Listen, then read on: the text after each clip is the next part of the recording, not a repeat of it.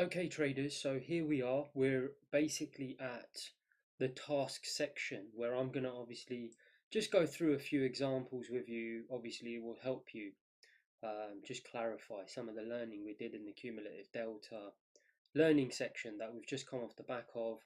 Now, firstly, I just want to address this, right? I don't want anyone to feel like, oh, why is MV um, showing footprints out there in the public? Why is he got us to do footprints? Why is he, showing depth of market, but then he's just using this thing at the bottom of his chart? What you've got to realize is that I'm actually trying to help you by making your life infinitely easier. If you want to use the footprint, you're more than welcome to. I'm more than happy to help you. You can show me what you're looking at, and I'm happy to guide you.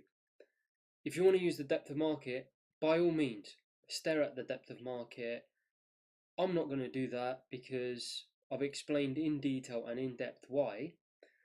But it's so logical and it's so like clear in terms of evolution of efficiency. Why looking at this makes so much sense and is actually reflective of the fact that I'm actually trying to help you a lot. So I hope you can see that it's not that, when I show footprints out in the public and stuff, that, I'm trying to say this is what I'm using, but I'm not using it. It's not that at all. In fact, it's the complete opposite. I am actually using that stuff, but obviously I'm just reading it in a format that is much more powerful and much more conducive, as I said, to developing edge as a discretionary trader. And the best way to think about it is really they're all interlinked. Just because I might show a footprint, or I might say, yep, footprint is basically what you need to see behind your candle. Really, that is what I'm doing. I'm just looking at it in a different format. So if you think about it, I got you on the depth of market, right? You have to do the depth of market to understand what? Footprint. You have to do footprint to understand what? Delta. You saw the footprint section, understanding trapped buyers and sellers, delta. You have to do it. That's the point. It's a natural progression, right? To look at cumulative delta. And actually, if you think about it, the depth of market is actually driving what? Everything.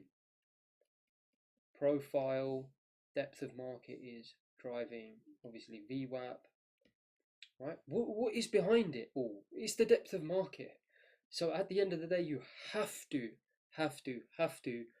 understand the depth of market to not the degree that obviously I did, because obviously I was using it to generate income, but understand it to the point where you know that profile is built up at what? The ground level using depth of market. VWAP is built up using what? Market orders at the ground level. Absolutely have to understand that. You absolutely have to understand what's going on in the footprint to understand cumulative delta. So all that's happened is this is the back engine. Do you see? It's the back engine. You have to understand it. It's just that we keep it on the back burner. We just keep it there. Don't necessarily need to be staring at it. And in these three items, on the whole, obviously, at the core level, obviously, like I said, there might be bits and bobs, high, low, all that type of stuff that you can add in later on, overnight high, overnight low, basic stuff, which you can add in as you progress in your career. But the actual sort of foundation of everything you look at is here. But where did this all start? Here. So that's my point. Don't think that it's, oh, why do we even, I thought I'd be looking at the footprint. Why did I even bother looking at the footprint if I'm now looking at cumulative delta? No. If you're thinking that way, then you've missed it. The point is you need to understand the footprint. You need to understand the depth of market. Otherwise, you're not going to get this stuff, okay? So that's all it is. I'm looking at this in this format. That's all you're doing. So hopefully that's clear and you can see that. And I hope people can see how much I'm actually trying to help you and avoid you wasting time staring at these things when you don't need to. When you can see this information now from a more of a bird's eye view, and we talked about it before, it's going to make it easier for you to compete against certain market participants like algorithms and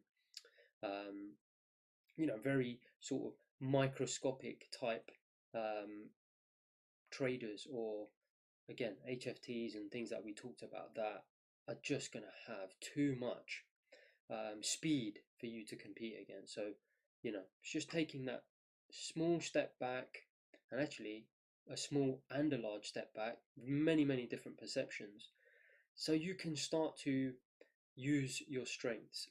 But look, we've said that to death. My main point was this: I just wanted you to visualize this, that actually using this, you are using the footprint, you are using the depth of market. Using profile, you are using the depth of market. Using VWAP, you are using the depth of market. And I showed you this anyway.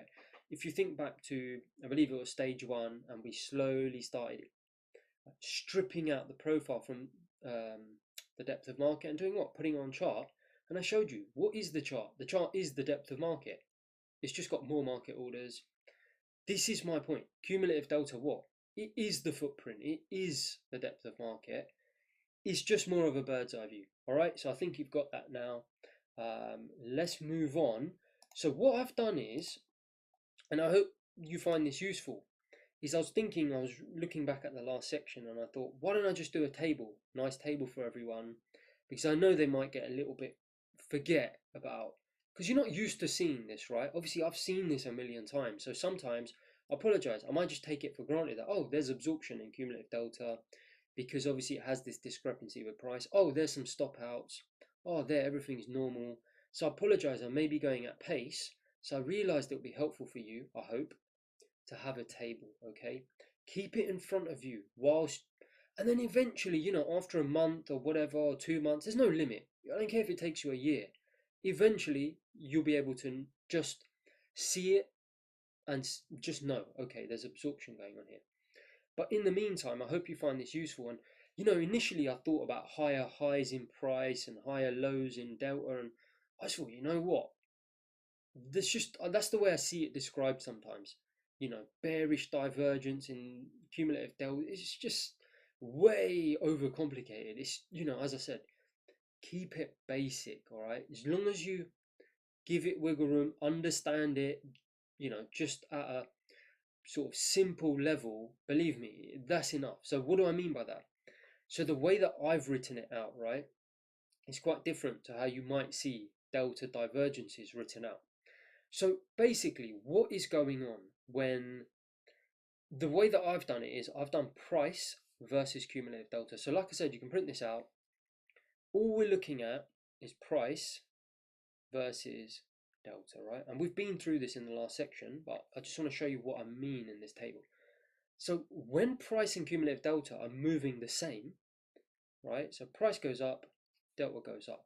Price goes down, delta goes down, all right? What is that?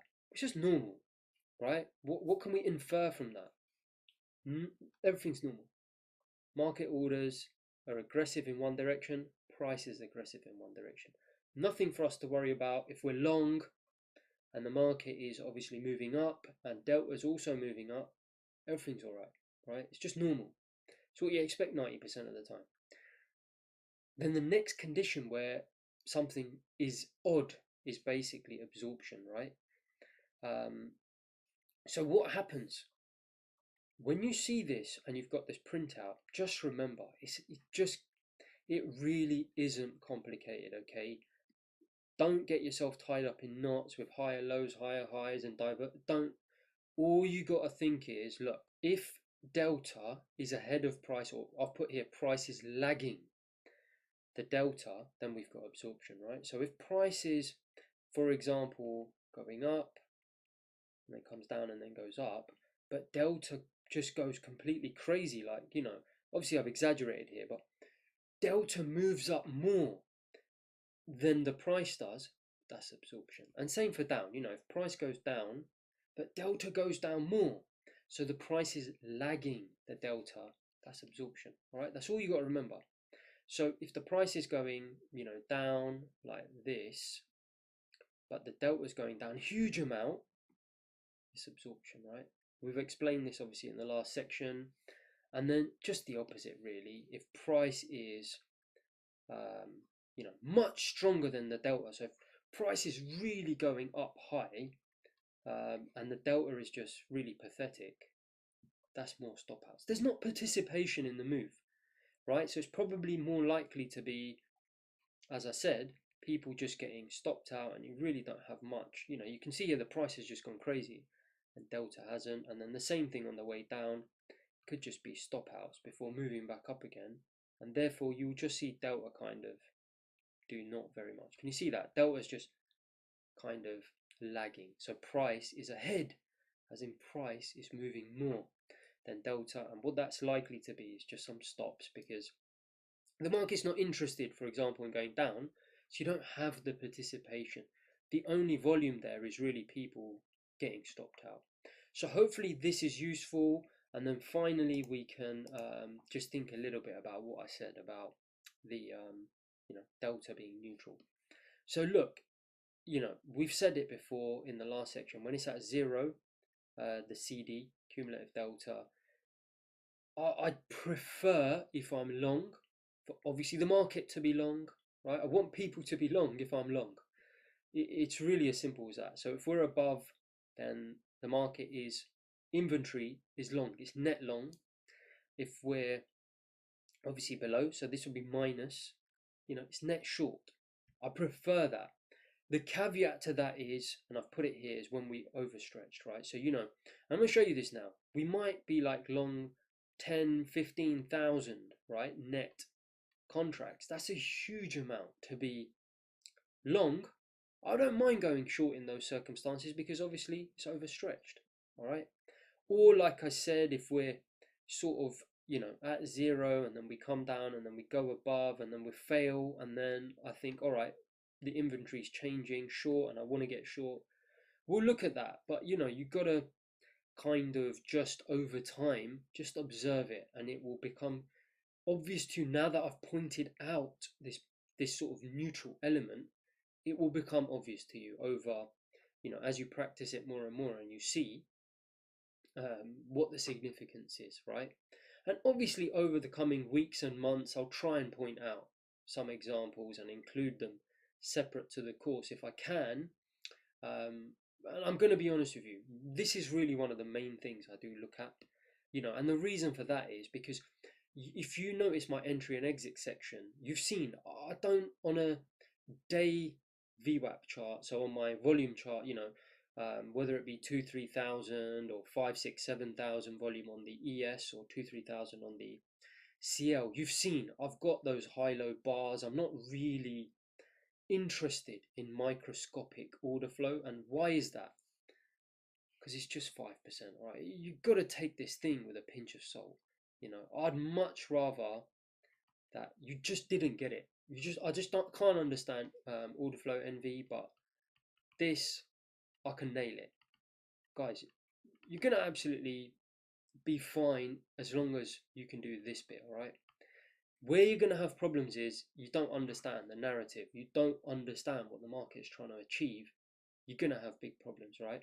Because believe me, all of this stuff, absorption, stop outs, is going on everywhere. If that's what your focus is on, you're gonna drive yourself, bananas. Literally, you're gonna drive yourself crazy if that's all you look at.